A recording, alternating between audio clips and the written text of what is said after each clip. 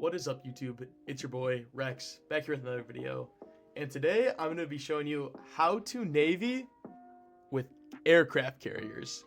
I know, aircraft carriers, very special. So I'm playing a very special nation, the Germans. Good old Germany. We all know how their Graf Spee experiments went. But without further ado, I'm just going to get into it. So what I'm going to be showing you is strictly the 1930, 36, and 40 carriers, because I'm gonna be honest, the deck conversions are not it. They are atrocious.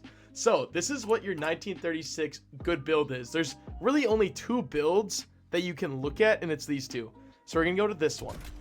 So for Germany, one thing I like, they get the Graf Zeppelin a freaking template if you complete the focus tree.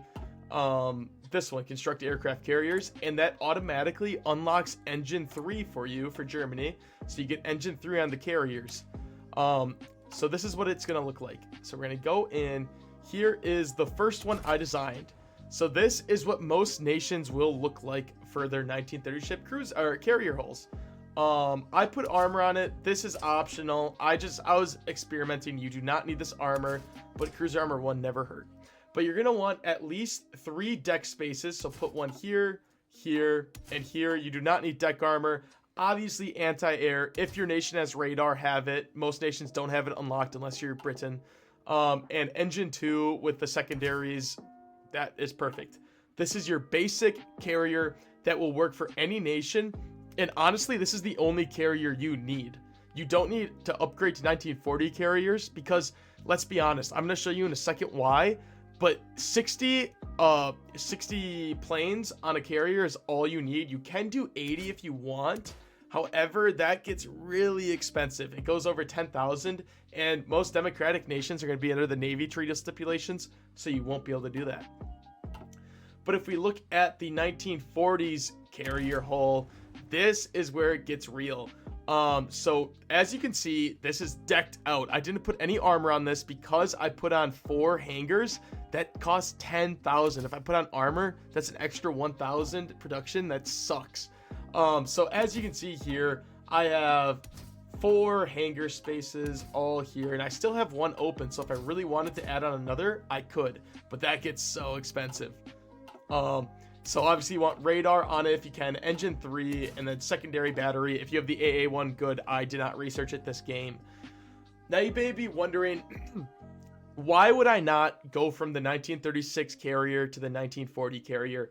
Well, let's really look at it. So as you can see, the only thing different is the max range. Yes, you do get 1,000 extra kilometers, 1,500, which is, that's pretty big. Okay, I'm not going to sugarcoat it. But the fuel usage is more for the 1940, or it's less. It's less because the engine's better. The surface visibility is a little bigger or smaller too. So all these stats are a little better, not by much. The only thing that's better though is deck size, because having the 20 extra planes can make or break a game. It also has more org HP, and it does use more manpower, but I mean, that's not the end of the world. It's only like 1,000 extra, and it does have a better base speed.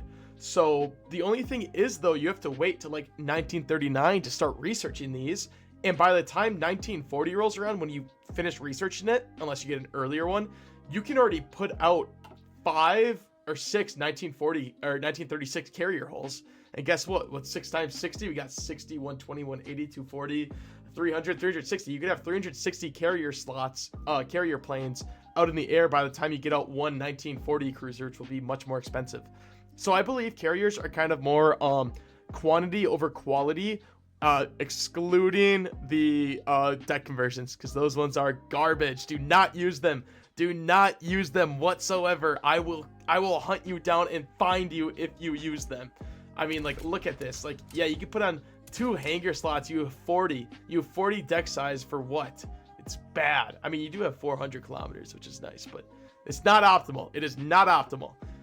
Just get the 1936. Make this one if you can. This one's going to be realistic.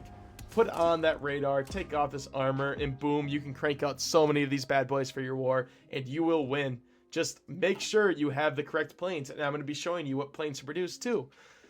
Whew. Okay, so I'm going to go to my fighter. So this is just my fighter that I built. It has just the 1936 base one. You can produce this, obviously upgrade it as you get newer ones.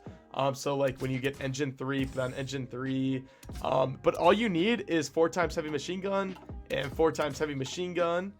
And I like putting light defense turrets just for that extra air defense and a little bit of attack. So that's up to you though. I like having that on.